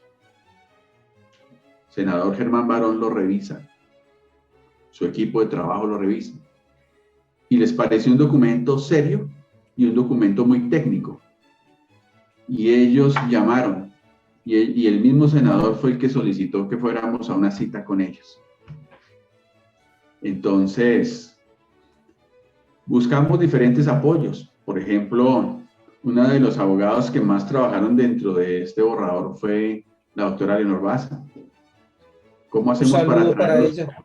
Claro, doctora Leonor, un saludo especial. ¿Cómo nos la traemos de Barranquilla y buscamos los recursos para que se nos venga la doctora y nos apoye? Otro tema que era tratar de apoyar al máximo el tema de participación ciudadana, de cómo fortalecerlo y trabajarlo mejor, las mesas, los consejos de la propiedad horizontal, a nivel local y nacional. Entonces, bueno, doctora Claudia Mera, venga y nos acompaña dentro de este trabajo. Invaluable el trabajo de ella. Sí, sin duda. Bueno, yo estuve allí porque pues dirijo la mesa, el colegio, la Cumbre Nacional de la Propiedad Horizontal, y era mi deber también estar allí como vocero oficial de la Cumbre Nacional. En algunas oportunidades nos acompañaron otras personas como Liliana Alfonso, en otra visita nos acompañó Janet Huertas. Ellas dos hicieron un trabajo fuerte que fue buscar la coordinación con estos senadores, lograr las citas, lograr los permisos para acceder, radicar el documento, entregarlo. Yo recuerdo también que un trabajo fuerte que se hizo fue la sustentación en las audiencias públicas, tanto en Cámara como en Senado. Reunirnos varios y decir, bueno, en una nos dan 3 minutos y en la otra nos dan 5. En la de 3 minutos repartámonos los temas ahí, así sea una maratón ahí de decir cualquier cosa, pues no cualquier cosa, pero por lo menos en 3 minuticos lo que mejor se pudiera explicar un tema. Y para que el mayor número de temas quedara, nos inscribimos una cantidad y nos repartimos entre todos. Para poder por lo menos que quedara en la grabación los diferentes temas. Y encuentra uno cosas tan tristes como alguien diciendo, es que la cumbre está acaparando todo. Bueno, estamos tratando de resolver un gran problema. En Senado, igual. Tratamos de hacer lo mismo, distribuirnos los temas, inclusive coger el documento general de trabajo y fragmentarlo en diferentes temas para que cada quien pudiese exponer sobre él. Pero bueno, interesante. Senador Germán Barón nos atiende, nos recibe en su oficina. Quiero de manera pública y aprovechar este programa, Jorge Enrique, para comentar un poco lo que ocurrió en esa reunión. Por favor. En esa reunión, porque pues a veces no tiene otro espacio para hacerlo, entonces en esta reunión pasaron cosas bien interesantes. Primero nos sienta el senador y nos dice, ¿a ustedes qué les parece el proyecto? eso es una pregunta muy difícil, porque uno no sabe qué tiene en la cabeza el senador, ¿no? Uno no sabe si él apoya el proyecto, uno no sabe si no lo apoya, no teníamos ni idea. Entonces, trata uno de ser muy discreto. No, pues, hay algunas cositas por ahí. Haciendo política. Y él nos interrumpe y dice, porque a mí no me gusta ese proyecto. Nosotros, no, a nosotros tampoco nos gusta el proyecto. Entonces, eso nos dio una tranquilidad enorme, porque estábamos identificados. Alguien dijo en algún momento que el senador no tenía ni idea de propiedad horizontal ni del proyecto y que no sabía nada. Y nosotros íbamos con esa percepción. Qué equivocados estábamos. Ese senador conoce muy bien ese proyecto, conoce muy bien la propiedad horizontal, conoce muy bien las problemáticas. Tanto así que por esa razón a él no es que le llame mucho el proyecto. Tuvimos la oportunidad de conversar sobre varios temas. Y efectivamente muchas de las cosas que están en el proyecto a él le parece que no deben ir. Uno de los temas que a nosotros más nos preocupan es el tema del registro de administradores, las sanciones de los administradores, todo eso. Inicialmente él hace el comentario de que ese tipo de cosas a él no le parece que deban ir, porque no es el sitio para que estén ahí. Tal vez sí hay que hacer una regulación de ese tipo de cosas, pero no sobre la ley 675 y otro tipo de cosas más. Como se decía en su momento con respecto al registro.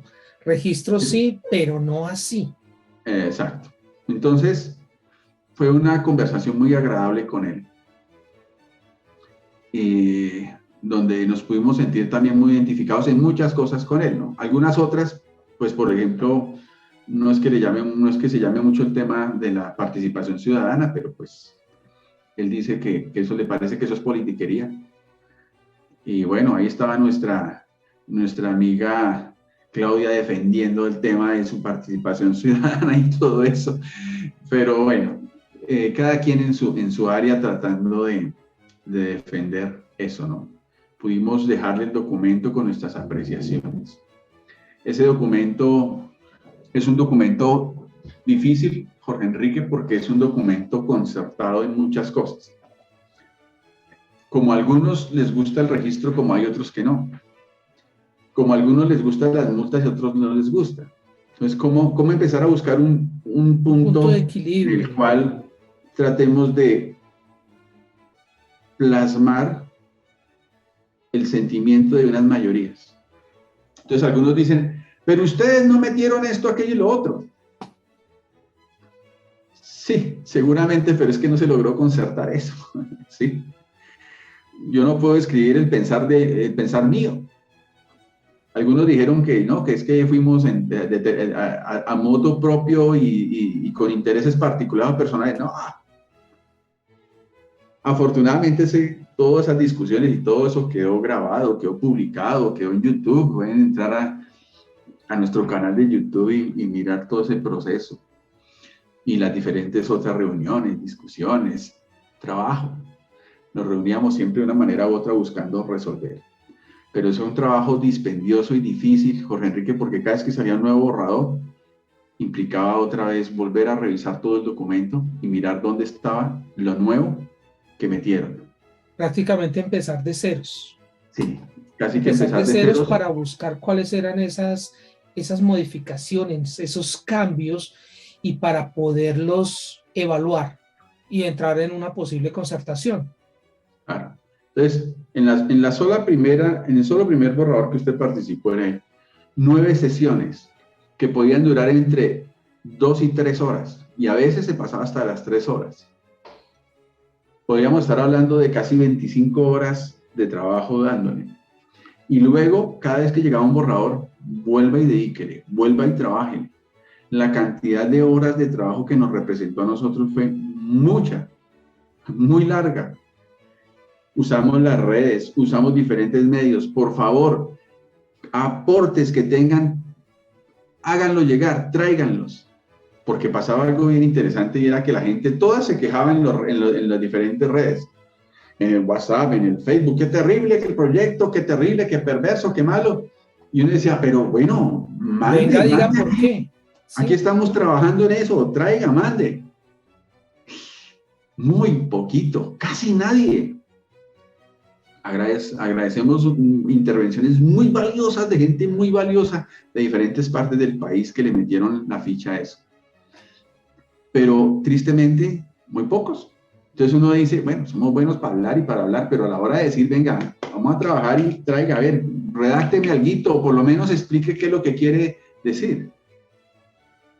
Y entonces, ahorita que estuve en Barranquilla me causó curiosidad que uno de los abogados conocidos y prestigiosos de la propia Horizontal se acerca a decirme que por qué no metemos aquello y lo otro, y yo digo, eso ya está radicado, ¿por qué no lo hicimos antes? ¿Por qué se pronuncian hasta ahora? Si desde el año pasado llevamos 15 meses trabajando en esto, y a todos invitándolo. Algunos nos miraron con desprecio, otros desestimaron el trabajo. Algunos hasta han hablado mal de él. Bueno, bonito, malo, feo, como sea, es nuestro aporte. ¿Qué puedo decir yo? ¿Qué puedo decir yo? Es el trabajo de muchas personas allí y lo hemos publicado con las firmas de los que hacen parte de la cumbre. Algunos trabajaron más que otros, algunos mucho más que otros, pero por lo menos los que no lo trabajaron tuvieron la oportunidad de revisar y decirlo, lo apoyamos. Maravilloso, ojalá salieran 20 documentos de esos para entregar al Congreso, porque entonces hay más cosas. Sé que algunos gremios, como el gremio de empresarios de propiedad horizontal, también presentaron algo. Maravilloso, yo aplaudo eso. Lo que no aplaudo es que no se hace nada al respecto, pero sí es fácil criticar o juzgar. Si el documento, a mí me parece que es un buen documento, la verdad. Quisiera que hubiese contenido algunas cosas más, sí, pero no fueron conciliadas, digamos. Pero eso resolvería mucho la situación. Eso resolvería mucho la situación y mitigaría muchísimo el impacto de ese proyecto de ley y generaría nuevas herramientas que no tenía el proyecto y que las estamos incorporando allá. Por ejemplo, por más de que el proyecto habla, nunca tuvo en cuenta, por ejemplo, las asambleas mixtas. Y nosotros estamos diciendo, mire, si salió un decreto este año y es una opción, ¿por qué no lo estamos generando como una posibilidad? Entonces, y así muchas cosas que no estaban escritas, que estaban siendo un vacío en la ley 675, pero como este proyecto no fue hecho con base en las necesidades o vacíos de la ley, sino fue hecho por el capricho de yo no sé quién, bueno, yo ya sé quién, pero no voy a mencionarlo, o ya sé quién es, pero no voy a mencionarlo, pero no se pusieron a preguntar, a indagar, mire, ¿cuáles son las necesidades? Los que están aquí conectados, que prefieren escuchar el carretazo de Andrés Bermúdez y no el Partido de Colombia, gente que nos apasionamos con esto, que nos levantamos y nos acostamos con la propiedad horizontal. Y valoro el trabajo de cada una de las personas que están acá y las que están en la cumbre, etcétera. Porque la sumatoria de conocimiento de todos es valiosa. Yo no podría decir, y sí lo escucho uno a veces, que la última verdad la tiene fulano o mengano. La verdad la tenemos todos, en una manera o de otra, y lo que necesitamos es sumar. Y esa sumatoria es lo que realmente interesa y lo que realmente importa. Entonces, a Dios gracias que la cumbre existía cuando salió ese proyecto. Porque o si no, lo que hubiésemos tenido aquí es una cantidad de personas que quisieran protagonizar, pero que no hacen absolutamente nada. Y yo veo algunos que inclusive hasta tomaron por la foto y todo, y uno dice, ¿y qué documento ha entregado? ¿Qué trabajaron? Nada. Y entonces uno dice, ¿y entonces a qué jugamos? Entonces, o se quieren subir en el bus de los que hicimos el trabajo, ¿no? Sí, es que hemos trabajado mucho en esto. Y uno dice, hemos, pero ¿en dónde? ¿Pero cuándo? ¿Qué pasa? Esta semana pasó algo muy triste, Jorge Enrique, y fue escuchar a un grupo de personas respetables de la propiedad horizontal reunidas criticando el trabajo. Y yo me pongo a ver, y bueno, ¿y cuál ha sido el trabajo entonces de ese grupo, de esa organización? Y entonces, tratando de desprestigiar el trabajo de alguna manera, con rumores, con chismes, con comentarios, tratando de hacer daño. Y uno dice, pero no hacen, pero tampoco dejan hacer. No participan, pero quieren destruir el buen trabajo que se ha hecho con todo tipo de información malintencionada, con el ánimo de destruir. Qué triste, qué triste. La cumbre va por encima de eso. Yo le decía a Jorge Enrique, la cumbre se llama cumbres por eso, porque va más allá de todas esas cosas. Y yo espero que así siga siendo. Aquí no hay interés particular, aquí no hay beneficio personal. La cumbre no es para que nadie se beneficie, la cumbre no es para que nadie aproveche y sea una escalinata a la política, a sus negocios o a ninguna cosa. Esto, el que se mete a la cumbre es para trabajar, es para donar de su tiempo, de sus talentos, de sus conocimientos en beneficio del sector. No es para nada más. Si a alguien no le parece porque le parece que no le genera producción económica, bueno, no es bienvenido a la cumbre porque la cumbre ese es su objeto y esa es su razón de ser. Doctor, me gustaría que ya en los últimos minutos para el cierre, concluyendo, veo tres cosas. Uno, la necesidad de capacitación continua y permanente por parte de los administradores, los consejeros y en general de todos los propietarios de propiedad horizontal. Segundo, estoy viendo la necesidad que hay de la participación por parte de los administradores, pero debidamente agremiados, debidamente agrupados en organizaciones que de una manera seria estén haciendo y efectuando una representación del gremio ante las entidades respectivas. Esto, obviamente, debido a las capacitaciones, al conocimiento que lleven y sobre todo a una buena acción, a una buena ética por parte de los administradores encaminados a una profesionalización. Porque en el momento, usted lo sabe mejor que yo, no es una profesión la actividad de administrador de propiedad horizontal. Y como tercer punto, y de pronto el más álgido, estoy viendo que la propiedad horizontal necesita tener participación en la política. Hacia nosotros nos disguste la política. O no, rectifico. No es que nos disguste la política, nos disgusta la politiquería. Y politiquería es lo que yo, Jorge Enrique Hernández, he visto durante todo este proceso.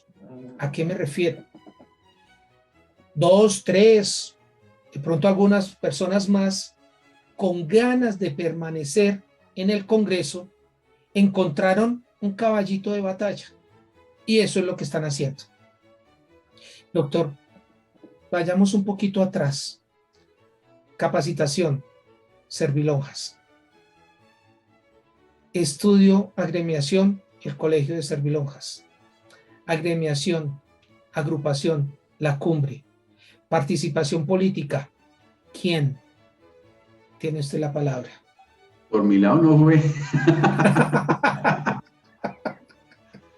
Mire, Jorge Enrique, me han sugerido en más de una ocasión eso. y voy a responderle lo que les he respondido. Y es mi esencia, lo que yo soy, lo que me ha formado, y uno es la sumatoria de experiencias buenas y malas. No me permiten serlo. Yo no soy capaz de vender mi convicción. Miren, en el Congreso, para que a usted le aprueben algo, usted tiene que apoyar otras cosas. Y yo no haría nada en el Congreso, porque si yo no estoy de acuerdo con algo, yo diría, no estoy de acuerdo, no lo voy a apoyar, y entonces cuando yo llegue con mi proyectico, me van a decir, pues usted tampoco. Y si tengo que vender mis convicciones para que me aprueben algo de lo que también estoy convencido, prefiero no hacerlo. Dejaría de ser yo. A mí me gusta salir con mis 2 nietas y llevarlas a comer un helado, y yo no necesito escoltas para eso. Y no me gustaría tenerlas. En el Congreso hay gente honorable, pero también hay gente que no lo es. Hay secuestradores, hay asesinos, hay rateros, hay de todo. Y eso todo el mundo lo sabe. Yo no sería capaz. Yo no sería capaz. Cada peso que me he ganado, me lo he ganado honestamente. Yo no sería capaz de tener un sueldo como el que les dan a ellos y gastármelo. Yo no sería capaz de subirme en una de esas camionetas. No sería capaz de cobrar la gasolina por eso. No sería capaz de tener 6 meses de vacaciones. Perdería mi esencia, perdería lo que soy, perdería lo que a mí me identifica. Yo quiero ganarme, y toda la vida Dios me ha permitido ganarme la vida con mis propias manos y con mi propia cabeza. Y ruego al Padre que me lo permita hacer por el resto de mi vida. Entonces, eso tiene su gente, Jorge Enrique. Yo no soy esa gente. Si hay alguien más que se le mida a eso, bueno, maravilloso, bienvenido y adelante, pero ¿Y usted normalmente, usted lo apoyaría? ¿Cómo? ¿Usted apoyaría a esa persona que se le midiera a ese gran reto? ¿O depende? Pues hasta el momento, de lo poco que haya, no. Vamos a ver si más adelante, un Jorge Enrique Hernández,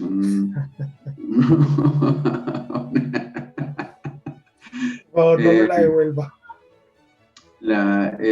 No sé. Yo lo que no quisiera es que alguien se meta en esto solo por la intención de coger votos y luego nos abandone. Eso me preocuparía mucho. Eso sería muy decepcionante. Entonces, me pasa cada vez que hay elecciones, ¿no? Tocaría buscar entre lo menos peor a ver qué es lo que hay, o si verdaderamente sale alguien bien bueno que uno pueda decir maravilloso, esta mujer, y me gustaría que fuera una mujer, porque es que las mujeres representan el 70% de los administradores y tienen una capacidad y un talento impresionante y son tan honestas y tan fieles que a sus trabajos y a sus cosas que apoyaría a muchas de ellas que son tan diligentes. Bueno, esperemos qué pasa. Ahora, ¿prefiere usted seguir siendo ese líder que está en la academia y está en la participación ciudadana mediante las servilonjas y mediante la cumbre? sí, es lo que me gusta hacer. Yo le digo siempre a los administradores que hay que disfrutar lo que se hace. Y si cuando no se disfruta, pues déjenlo. Si usted como administrador está estresado y agobiado por lo que le pasa en su conjunto, pues ¿qué hace administrando? Suelte eso y sea feliz. Entonces, las cosas que yo hago me generan felicidad. Y lo que yo busco es eso, ser feliz. ya estoy llegando a los 50, entonces yo digo el resto, otros 50, yo tengo que ser lo más feliz que yo pueda para que de una manera u otra mi propósito acá en esta vida cumpla su fin. Entonces, si en ese proceso puedo ayudar a alguien, maravilloso. Si Y puedo, seguro, y si puedo seguro que usted aportar. está ayudando a bastantes personas, no solamente a través de la cumbre, sino a través del colegio. Y ya para finalizar, doctor, nos quedan escasos 5 minutos. Estoy mirando que nos podamos extender. Una invitación para ser miembro no solo de la cumbre, sino también del Colegio de Servilonjas. ¿Un qué, perdón? Una invitación de parte suya para ser miembros no solo de la cumbre, sino del Colegio de Servilonjas. O sea, para tener el conocimiento y poder participar con criterio y con conocimiento, por lo tanto, en estas discusiones, en estas reuniones. Sí, la invitación es sencilla. Cada administrador ha ganado conocimiento, experiencia, sabiduría.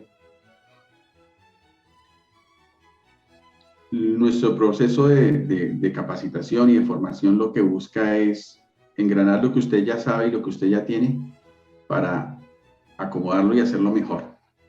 Entonces es una manera de potencializar. Entonces no importa cuántos años de experiencia o conocimiento tenga, siempre es bueno alinear con técnicas. Entonces, una invitación a permanecer. Ahora, si no tiene ni la experiencia ni el conocimiento, bienvenido también. Es una buena escuela, es un buen inicio. Bueno, sí. Es un buen momento para empezar algo.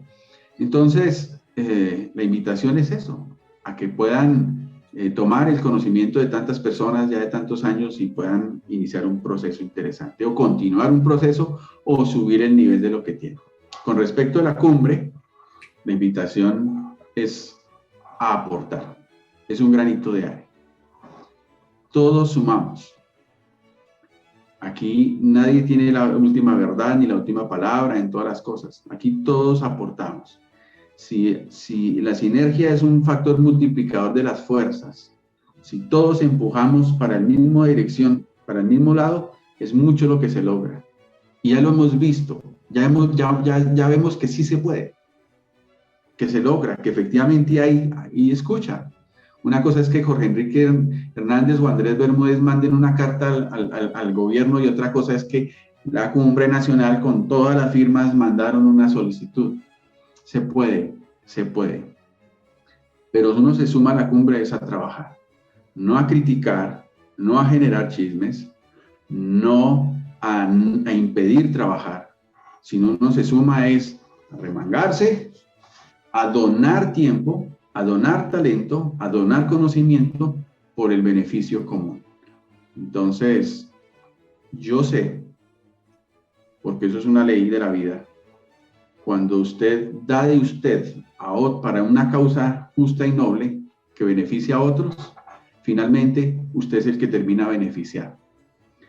Entonces, la invitación es a que todos podemos dar un poco, que a la larga el esfuerzo de todos nos va a beneficiar. Eso es muy cierto.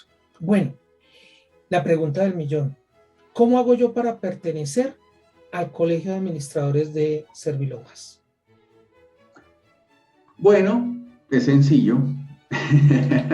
Ahí puede solicitarlo. Pueden dar nuestra página www.servilonjas.com y buscar nuestros teléfonos o puede enviar un correo electrónico info@servilonjas.com. También puede solicitarlo ahí.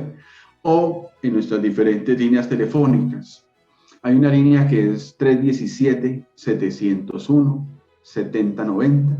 Ahí también pueden comunicarse, solicitar que les amplíen información, que les detallen un poquito más. Y bueno, lo que hay... todo lo que podamos apoyarles. Entonces, fácil. Básicamente es como entérese un poquito más todo lo que se habla, todos los temas y todo que contiene realmente y bueno, detrás de eso ya usted puede tomar una decisión. Repito el número, 317-701-7090. ¿Es correcto? Correcto, correcto. Perfecto. Y bueno, usted nos ha venido hablando de la cumbre. Yo quiero pertenecer a la cumbre. ¿Qué tengo que hacer, doctor? Solicitarlo. Normalmente cada persona que se adhiere a la cumbre lo hace por solicitud. Y nos cuenta un poquito quién es, qué hace, a qué se dedica, en qué forma impacta en la propiedad horizontal. Y entonces ya la junta directiva lo analizamos y si vemos que tiene la disposición, el deseo sincero de querer participar y representa, bienvenido también sea a la A la cumbre. cumbre nacional. Bueno, doctor, ahora sí, con el respeto que usted me merece, voy a contarle un secreto, o no un secreto, un dato a toda nuestra audiencia. Gracias a usted, yo puedo, y a los directivos, no solamente de Servilonjas, sino también a los directivos de la cumbre, en este momento yo puedo hacer dos afirmaciones. La primera, Jorge Enrique Hernández, soy cumbre. La segunda, gracias a usted, doctor, por permitirme formar parte de la familia de Servilonjas. Lo es. Gracias. Lo es, sí que lo es. Vale. Y un cordial y respetuoso saludo para la doctora Janet Huertas, pieza fundamental en todos estos procesos hasta donde usted me lo ha comentado. Y por favor, espero que la doctora Janet dentro de poco nos esté acompañando en un espacio como este, en donde estemos hablando de pronto más profundamente de todos estos procesos que se han hecho a nivel macro. Esperemos que eso se pueda realizar dentro de poco tiempo. Invitación final. También para el Colegio de Servilonjas se pueden comunicar, por favor, al 319-646-8484. Esa información me la están suministrando aquí por el correo alterno. Repito el número, 319-646-8484. Le agradezco, doctora Tania, esa información que cayó como anillo al dedo. Doctor José Andrés Bermúdez, líder de la cumbre, director de Servilonjas, muchísimas gracias por haber engalanado hoy, 16 de noviembre del año 2021, las noches de PH con Jorge Enrique H. Muchas gracias. Un abrazo a todos. Un cordial saludo, un abrazo a través de la virtualidad y nos estaremos viendo la próxima semana con un tema de mucha importancia para toda la propiedad horizontal. Nuevamente mis agradecimientos y nos veremos la próxima semana. Muchísimas gracias, éxitos y que ojalá haya ganado Colombia.